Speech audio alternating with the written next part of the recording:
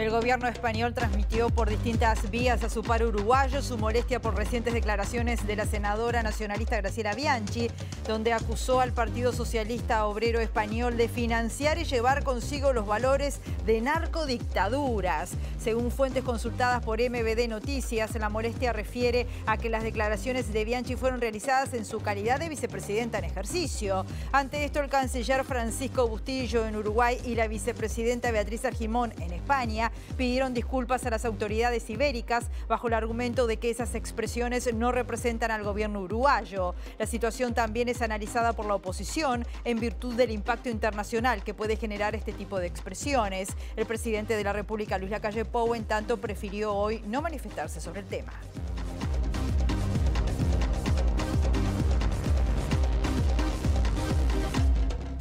¿Qué tal? ¿Cómo están? Bienvenidas, bienvenidos a MBD Noticias. Comenzamos con información desde Montevideo con 13 grados a esta hora, en un mediodía con el cielo cubierto, con precipitaciones, neblinas y bancos de niebla y vientos que están soplando del sector este entre 10 a 30 kilómetros por hora, rotando al suroeste entre 20 a 40 kilómetros por hora y atención con rachas que pueden llegar a los 50 kilómetros por hora. La máxima nada más 14 grados, un grado más. Así que no hay más que esperar de la temperatura en esta jornada. Viendo, como siempre, algunas de las cámaras del Centro de Gestión de Movilidad de la Intendencia de Montevideo, en Vázquez Ledesma, entre Francisco Vidal y Leyenda Patria, hasta las 5 de la tarde hay trabajo de hormigonado. En Andes, entre Canelones y Soriano, hasta las 18 horas, también trabajo de hormigonado. Y en Charcas, entre Río de Janeiro y Bogotá, hasta las 15 están trabajando en obras de saneamiento. Vemos ahora otros titulares que se están destacando hasta ahora.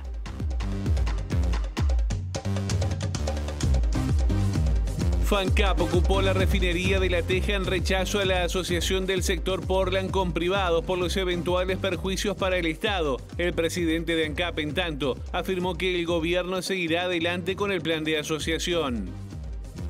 La abogada y exintegrante de la Institución Nacional de Derechos Humanos, Mariana Mota, aseguró que el Estado está en deuda en garantizar el derecho a votar de los uruguayos residentes en el exterior. El ministro de Ambiente, Robert Bouvier, confirmó que autorizó a Terminal Cuenca del Plata la ampliación de la playa de contenedores en el puerto de Montevideo y que las obras comenzarán en los próximos días. La tasa de desempleo en junio se situó en 8,2%, 5 décimas por debajo del registro alcanzado en mayo. En tanto, la tasa de actividad se ubicó en 63,4%. La Cancillería de España convocó a la embajadora de Uruguay en España por las declaraciones de la vicepresidenta en ejercicio Graciela Bianchi, quien a través de su cuenta Twitter acusó al PSOE de financiar y llevar consigo los valores de narcodictaduras. Por diversas vías, la vicepresidenta Beatriz Argimón y el canciller Francisco Bustillo dijeron que las expresiones de Bianchi no representan al gobierno uruguayo. Cancillería española transmitió a varias autoridades uruguayas su molestia por las declaraciones de la vicepresidenta en ejercicio Graciela Bianchi en relación al PSOE. El pasado 24 de julio, Bianchi refrendó un tuit del exfiscal de Corte Jorge Díaz sobre el resultado de las elecciones en España. La legisladora dijo que con el PSOE se tiene asegurado la financiación y los valores de las narcodictaduras cubana, venezolana, nicaragüense, iraní, el terrorismo de la ETA y el separatismo catalán que quiere terminar con España. Un lujo de opción, ganó el PP, decía Bianchi. Ante esto, la Cancillería de España convocó a la embajadora de Uruguay en ese país, Ana Teresa Ayala, para pedirle explicaciones. Asimismo, el secretario para Iberoamérica y el Caribe de la Cancillería española, Juan Fernández Trigo, se contactó con la vicepresidenta Beatriz Argimón para hacerle llegar la molestia del gobierno español. Argimón está en Madrid participando en un evento organizado por Eurolat. En su reunión con Fernández Trigo, de la que participaron otros legisladores uruguayos, Argimón afirmó que las expresiones de Bianchi no representan al gobierno uruguayo. En esa instancia, Fernández Trigo explicó que la molestia se refiere a que Bianchi realizó las declaraciones en su calidad de vicepresidenta en ejercicio. En tanto, el canciller Francisco Bustillo se reunió con el embajador de España aquí en Uruguay, donde le pidió disculpas por las expresiones de la legisladora, confirmaron fuentes de la Cancillería a MBD Noticias. Consultado respecto a este tema, el presidente de la República, Luis Lacalle Pou, prefirió no hacer declaraciones. Shirley Esteves, que es secretaria del Partido Socialista Obrero Español, el PSOE, acá en Uruguay, dijo hace minutos a MBD Noticias que este partido político consideró como desafortunada la declaración de la senadora nacionalista Graciela Bianchi. En este sentido, Esteves explicó que desde el PSOE se espera que el tema se encauce por la vía diplomática, ya que Uruguay y España son dos países con larga trayectoria de respeto y mucho afecto. Mutuo afecto, perdón. Vamos a contarles que este tema está siendo motivo de análisis ahora a nivel parlamentario. Vamos a volver hasta allí cuando nuestros compañeros lo dispongan. Entre tanto, en otra materia les contamos que FANCAP ocupó desde esta mañana y hasta el mediodía la refinería de La Teja como parte del reclamo para que se deje sin efecto la asociación con privados en el sector del cemento. Natalia Velo, que es la presidenta de FANCAP, dijo que la asociación es un muy mal negocio para el Estado. Es una de las medidas definidas en defensa de la industria cementera. Es importante aclarar que acá hay un cúmulo de compañeras y compañeros porque también está acompañado con un paro. La guardia mínima de refinería está manteniendo la operación normal y los compañeros de mantenimiento están acompañando con un paro y también denunciando, ¿no? Primero, que esto debe pasar por el Parlamento y segundo, es un muy mal negocio para el Estado. Estamos hablando de que está definido capitalizar Cementos del Plata para entregárselo a privados en un monto similar a lo que llevaría la instalación de la tercera línea de Paysandú. Entonces nosotros entendemos de que si el Estado va a capitalizar una empresa que tiene en el derecho privado para entregarla, entendemos que ese mismo capital puede usarse para la instalación de esta tercera línea y para mejorar esos números tan negativos que se plantean de la industria del cemento estatal. Sí tenemos definido a futuro tal vez llevar adelante un paro sin guardias gremiales en refinería, pero bueno, no está definida la fecha de ese paro. Nosotros tenemos aparte un protocolo que nos exige informar a la administración desde días antes. Esa medida no está dentro del marco de las medidas sorpresivas. FANCAP no descarta un paro sin guardia gremial en la refinería. Y el presidente de ANCAP, Alejandro Stipanisic, dijo que la refinería está funcionando de manera normal y la producción no se ha visto afectada pese al bloqueo de ingreso a la planta por parte del sindicato del ente. En tanto, el jerarca confirmó que se mantienen los plazos del proceso licitatorio para la asociación del sector Portland de ANCAP con los privados. En el caso de los planteos, están todos enmarcados en el rechazo que tiene FANCAP a la decisión de asociar el negocio del cemento con un privado, lo cual nosotros entendemos que está bien, entendemos que puede haber un rechazo, entendemos que piensen diferente, pero las decisiones de la empresa las toma la empresa, no las toma el sindicato. La responsabilidad por los negocios y por los resultados es de la empresa. Si el sindicato entiende que tiene que tomar una decisión diferente, se tiene que tomar una decisión diferente, pues bien, que se haga cargo del negocio entonces. Pero rechazar e impedir una decisión de negocio cuando es una decisión legítima, es una decisión fundamentada, es una decisión a la que se arriba luego de varios meses o años de análisis y de conclusiones. Era un negocio que hace 20 años que viene perdiendo estructuralmente y de forma ininterrumpida. No lo creemos que sea de residuo. Y ya hay primeras repercusiones de las declaraciones de la senadora Bianchi y lo que está suponiendo esto a nivel internacional para nuestro país. Vamos a ver qué está pasando en el Parlamento. Luca Veloz, buen mediodía, bienvenido, adelante. Buen mediodía, Rosina. Como tú la adelantás, la bancada de senadores del Frente Amplio, exigió un pronunciamiento de parte del gobierno uruguayo sobre este tema. Las declaraciones a través de la red social Twitter de la senadora Graciela Bianchi y además pide el Frente Amplio que Cancillería se expida sobre este tema que para la fuerza política de izquierda orada el relacionamiento del Estado uruguayo que viene manteniendo con la comunidad internacional. Y estamos con el senador Mario Vergara a propósito de esto, integrante de la comisión. ¿Qué se puede decir? ¿De qué manera se va a exigir que la Cancillería se pronuncie? Bueno, hemos sacado una declaración de la bancada de senadores y senadoras del Frente Amplio en los términos que tú acabas de mencionar, ¿verdad? Para un país pequeño como Uruguay, la credibilidad, la reputación, el operar bajo los principios más caros de las mejores relaciones internacionales es algo muy importante. Con este tipo de acciones de un plumazo se erosiona todo eso. Es de una gran irresponsabilidad es de una gran irresponsabilidad. Por lo tanto, la reacción de gobierno tiene que ser inmediata para dejar los puntos claros. Ya hay alguna declaración así de la vicepresidenta que justamente estaba en España, ya hay alguna declaración o alguna reunión que se ha hecho acá de la Cancillería con los representantes españoles. Pero bueno, creemos que para despejar todo esto, el gobierno formalmente tiene que generar un comunicado donde ponga en su lugar las cosas, que no se puede actuar con esta irresponsabilidad de decir cualquier cosa. No es la primera vez que sucede. De la propia senadora Bianchi escuchamos muchas veces mencionar a muchos países, incluso algunos de la región, hablando de narcoestados. Lo recuerdo cuando hicimos la interpelación a los ministros Heber y Bustillo por el caso Marcet, que quedamos todos bastante sorprendidos de que sentada al lado del canciller hiciera ese tipo de referencias.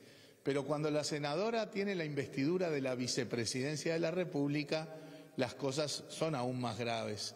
Por lo tanto, este tipo de declaración tan fuera de lugar y que compromete y desprestigia al Uruguay es de una gran irresponsabilidad, y creemos que, bueno, el gobierno rápidamente tiene que enmendar la plana, poner las cosas en su lugar, porque el Uruguay tiene que mantener algo tradicional, tiene que honrar una historia de inserción en el mundo basado en los mejores principios de relacionamiento internacional. El Poder Ejecutivo, el propio presidente, dijo que solo hubo un llamado a la embajadora. ¿Ustedes tienen noticias de por qué fue este llamado? ¿Se supo bien que era por eso? ¿Se confirmó que era por las declaraciones? No, es lo que trascendió, pero además queda claro en el momento en que hay una declaración de la propia vicepresidenta Argimón, justamente dejando en claro que este exabrupto de la senadora Bianchi actuando como vicepresidenta no representaba la postura ni de Uruguay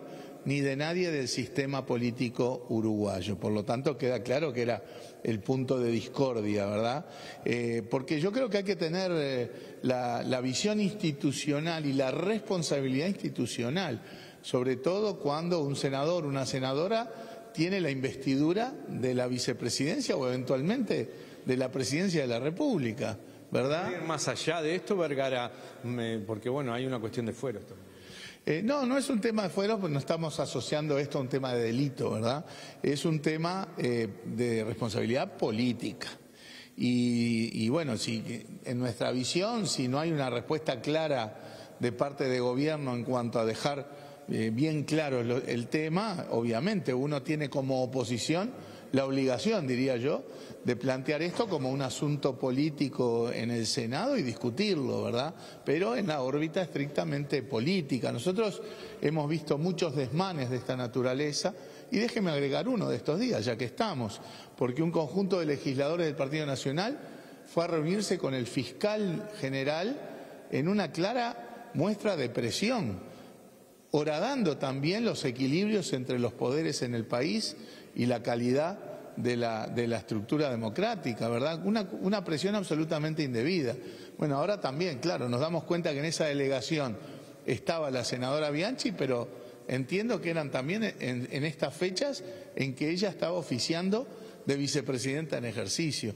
Hay que ser mucho más cuidadoso y más respetuoso de la institucionalidad, ¿verdad? Y de no exponer al Uruguay, sobre todo en el terreno internacional, porque vuelvo a decir, para el Uruguay es absolutamente fundamental mantener prestigio, credibilidad, reputación, buenos términos con el mundo entero, porque es lo que tradicionalmente el Uruguay hizo y lo que al Uruguay le conviene. Muchísimas gracias al senador Mario Vergara. Rosina, nos quedamos aquí en el Parlamento recabando alguna opinión más sobre este tema. Muchas gracias, Luca. Nosotros cambiamos de tema por ahora porque el acumulado de lluvias en la cuenca del Santa Lucía en las últimas 24 horas alcanzó los 8,3 milímetros, según un informe del Instituto Nacional de Meteorología. En tanto, el promedio de lluvias en Paso Severino fue de 6,6 milímetros y en Santa Lucía, próxima a la represa de Aguas Corrientes, el promedio fue de 8 milímetros. Además, Inumet informó buenos niveles de lluvia en la cuenca del lago Merín, con un promedio de 29,6 milímetros y en la de Río Negro con 14,6. tanto en la cuenca del río Uruguay el promedio de lluvias fue de 8,5 milímetros y en la del Río de la Plata fue de 5,2. Volvemos al Parlamento, pero para abordar otros temas. Nos vamos al edificio anexo. Allí está nuestro periodista Eduardo Delgado. Buen mediodía, Eduardo. ¿Cómo estás? Bienvenido. Adelante. Buen mediodía, Rosina, un gusto saludarte. Después de las 10 de la mañana ingresó aquí a la Comisión de Presupuesto integrada con Hacienda una delegación del Ministerio del Interior, encabezada justamente por el ministro de esa cartera, por Luis Alberto Heber, para exponer sobre el contenido de este inciso en el proyecto de rendición de cuentas enviado por el Poder Ejecutivo. Uno de los temas que más ha llamado la atención en lo referido al Ministerio del Interior y el proyecto de rendición de cuentas es el aumento de las penas del homicidio intencional. La mínima de 2 años pasa a 6 años y la máxima pasa a ser de 18 años. Este es uno de los temas que está en el marco de lo que se está tratando en esta comisión. También hay otros aspectos de este proyecto, por ejemplo, lo referido a aumentos de fondos, de reforzar los salarios de las jerarquías policiales. Esto es con compensaciones especiales que son parte de partidas que se reasignan del programa de prevención y represión del delito. También hay un cambio en cuanto a la ley de tránsito. Esto permitiría inhabilitar la conducción hasta 10 años en casos especiales, por ejemplo, en lo que refiere al uso de vehículos hurtados o la utilización de vehículos para cometer delitos. También se solicita el aumento de los tiempos para las escuchas telefónicas de 6 meses a 2 años. Esto cabe aclarar que solo en casos de investigaciones complejas que involucren a organizaciones criminales. Algunas críticas que se han recibido de la oposición respecto a este proyecto de ley es que no contiene, por ejemplo, fondos adicionales para la prevención, para la represión del delito, tampoco para las cárceles. Y un aspecto que ha sido reclamado por los sindicatos policiales, que tampoco es tenido en cuenta, es el aumento de partidas referidas al tema de la salud mental de los propios funcionarios policiales. Así como le decíamos, está el ministro Luis Alberto Heber con,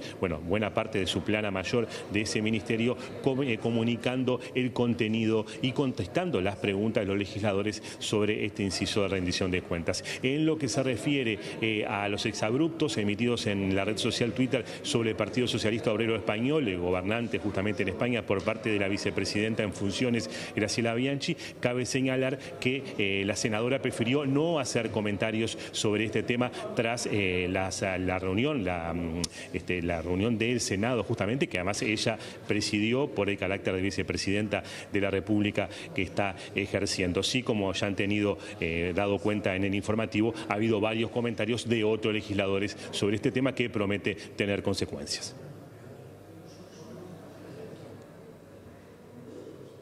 Muchas gracias, Eduardo. La abogada y ex integrante de la Institución Nacional de Derechos Humanos, Mariana Mota, aseguró que es una deuda del Estado garantizar el derecho a votar de los uruguayos que están residiendo en el exterior. En una actividad organizada por el sector Fuerza Renovadora del Frente Amplio, recordaron que Uruguay y Surinam son los únicos países de América Latina que no cuentan con voto consular. Esto es un reclamo histórico de hace más de 30 años y obviamente inicia con las 2 diásporas más importantes que tiene el Uruguay, una con la época de la dictadura y luego con la crisis económica del 2002, pero en definitiva también participa de lo que ha pasado con todos los países, que la movilidad se ha incrementado notoriamente a lo largo de los años y que entonces contemplan a sus ciudadanos desde los diferentes lugares donde residen, para que participen claramente en la vida política, como es un derecho inalienable de todos los ciudadanos, estén donde estén. La Constitución no dice en ningún momento que tienen que residir en el país para poder votar. Por lo tanto, la interpretación que se tiene que hacer tanto de la normativa constitucional, también incluso de la normativa internacional que el Uruguay ha ratificado, es la de mirarlo con la amplitud suficiente como para asegurar que ese derecho sea ejercido. Entonces, el artículo 77 dice que todos los ciudadanos son parte de la nación y por ello tienen el derecho y la obligación de ser electores y elegibles. Actualmente hay 2 proyectos en discusión parlamentaria respecto al derecho al voto de uruguayos en el exterior, presentados por legisladores frente amplistas. Uno de ellos, del senador Mario Vergara, y refiere a consagrar el derecho al voto a través de los consulados, en coordinación con la Corte Electoral. El otro es del senador José Carlos Maía y apunta a derogar un artículo que es inconstitucional, ya que establece la suspensión del derecho al voto de quien no haya votado durante 2 periodos electorales. El ministro de Ambiente, Robert Bouvier, confirmó que autorizó la ampliación de la playa de contenedores en 22 hectáreas en el puerto de Montevideo. Las obras, que incluyen dragado, relleno y un nuevo muelle, van a implicar una inversión de unos 600 millones de dólares. Según Bouvier, ahora se aguarda el inicio de las obras a cargo de la terminal Cuenca del Plata, que va a ser en los próximos días. Autorizamos la ampliación de esos permisos. TCP nos tiene que avisar, comunicar sobre todo cuándo va a empezar los trabajos y demás, y bueno, y a partir de ahí haremos los controles que corresponden para que se lleven a cabo de acuerdo a lo que está establecido. ¿Hay tiempo estimado para esto? No, pensamos que prontamente van a empezar con las obras, pero como le vuelvo a decir, nos tienen que avisar a efecto que nosotros podamos empezar desde el momento cero los controles previstos. En otro orden, el ministro de Ambiente aseguró que las obras de trasvase en el río San José para abastecer al área metropolitana están cumpliendo el cronograma previsto. Se está cumpliendo el cronograma previsto, indudablemente hay días de lluvia que atrasan un poco, pero por suerte, ¿no? Esos días de lluvia nos atrasan un poco, pero bueno, estamos dentro del cronograma previsto. No podemos cantar victoria por más que ahora veamos lluvia, lo que tenemos que hacer es seguir con la concientización del uso responsable del agua, tenemos que seguir trabajando en que tengamos una situación complicada y bueno, esperemos ir avanzando en los próximos días y que siguen las lluvias y mejorando la situación. La crisis hídrica, estamos en una situación quizás un poquito mejor, está lloviendo, pero no ha quedado atrás ni mucho menos. En junio del 2023, para el total país, la tasa de desempleo se situó en 8,2%, 5 décimas por debajo de mayo. La tasa de actividad se ubicó en 63,4%. El informe del Instituto Nacional de Estadística indica que la tasa de desempleo verificó un mejor desempeño en junio, ubicándose en 8,2%, 5 décimas por debajo de un mes atrás, cuando el desempleo había alcanzado el 8,7%. El porcentaje registrado en junio equivale a 152.500 personas desocupadas, un registro menor a los 161.500 que se registraban en mayo. En la comparación interanual hubo una mejora del desempleo frente al 8,4% de junio de 2022, añade el INE. En relación al total de personas por condición de actividad, el INE sostiene que 1.853.000 uruguayos se encuentran activos y 1.700.000 ocupados. El instituto complementó el informe al observar las características de las personas desocupadas. Se estima que el 9,5% se encuentra subempleada, mientras que el no registro a la seguridad social, es decir, la informalidad laboral, se sitúa en 21,3%. Las autoridades de UTE se reunirán este jueves con el sindicato tras la profundización del conflicto por parte de los trabajadores. UTE está reclamando por la reposición de vacantes ante lo que consideran una privatización de la energía. La presidenta del ente desmintió que haya una baja en la inversión y dijo que están abiertos en los caminos de diálogo. El camino del diálogo, el intercambio siempre está abierto de parte nuestra y estamos en estos días cerrando lo que es el presupuesto 2024, donde en particular se reflejan los números, tanto de inversiones, de gastos, como de ingresos de personal. No estamos de acuerdo en el tema de la inversión, usted está invirtiendo, ya lo vamos a ver en el evento, de forma muy significativa, similar al periodo anterior. Básicamente apuntando a las redes de transmisión y distribución de energía eléctrica. La presidenta de UTE anunció que se construirá un parque fotovoltaico de 100 megavatios a partir de 2025 para aumentar la capacidad de energía solar. El parque tendrá 2 locaciones, en Punta del Tigre, en San José, y en el norte del país, en un lugar a determinar. UTE a partir del año 2025, 26 y 27 va a estar invirtiendo 100 millones de dólares para la construcción de un parque solar fotovoltaico de 100 megavatios que estará situado en 2 localizaciones. Parte de ese parque estará en Punta del Tigre, en terrenos que ya son propios de la empresa, y parte en el norte del país, donde estamos buscando la localización. Hacemos una pausa muy breve, volvemos enseguida.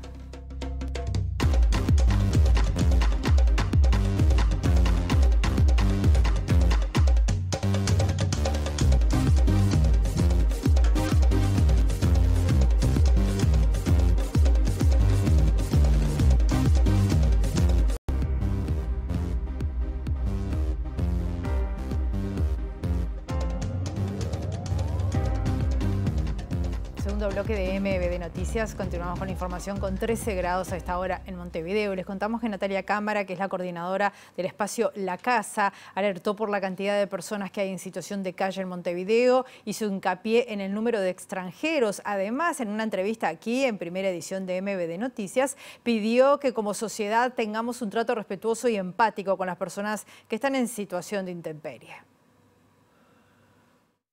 No olvidemos que esas personas son ciudadanos uruguayos que tienen una vida, una historia, viven en un barrio, fueron a una escuela, fueron a un liceo, muchos tienen hijos, muchos tienen madres, padres, hermanos, amigos. Entonces esas personas se han desafiliado de sus barrios, de sus familias, tienen historias laborales. Hay muchas personas que tienen oficios y algunas profesiones. Entonces visualizar a esa persona de calle como que tiene una vida, tiene un nombre, a veces al vecino nos cuesta realmente por el nivel de deterioro que llegan las personas. Entonces ahí como la apuesta de la proximidad, de la conversación, de también acercar a las personas a los servicios como los nuestros, por ejemplo. ¿Hay extranjeros también en situación de calle? Sí. Realmente, bueno, son no sé los números, las estadísticas hoy en Uruguay no las conozco en relación a eso, pero lo que uno ve desde la práctica y desde el recibimiento de estos servicios, la cantidad de personas de Venezuela, de Cuba, dominicanos, es impresionante. Digo, a todos los indicadores que te contaba recién, el desarraigo y claro. Es un factor más, digamos, de complejidad también por la política migratoria que tenemos en Uruguay, que también tiene sus dificultades.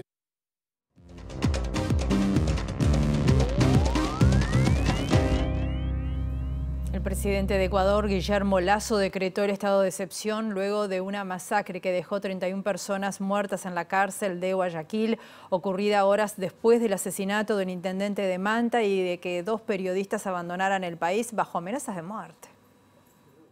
Anderson Boscán y su esposa Mónica Velázquez del portal La Posta anunciaron que abandonaron Ecuador tras recibir amenazas de muerte y responsabilizaron al presidente Lasso por lo que pueda suceder al resto de la redacción.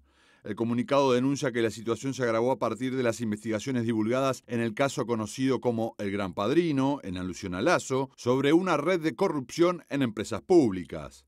Por ese caso, la Asamblea Nacional abrió un proceso de juicio político contra el mandatario, que para evitar su probable destitución disolvió el Parlamento y fijó elecciones anticipadas para el 20 de agosto.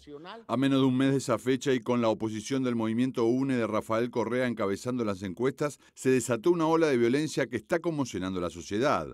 El domingo 23 fue asesinado a balazos el intendente de Manta, Agustín Intriago, que semanas atrás reveló que estaba amenazado de muerte por sus propuestas sobre seguridad, remarcando que las llevaría adelante aunque le costase la vida.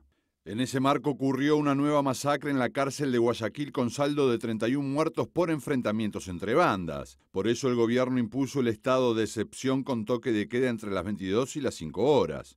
Desde que Lasso asumió en mayo de 2021, solo en las cárceles hubo 459 asesinatos.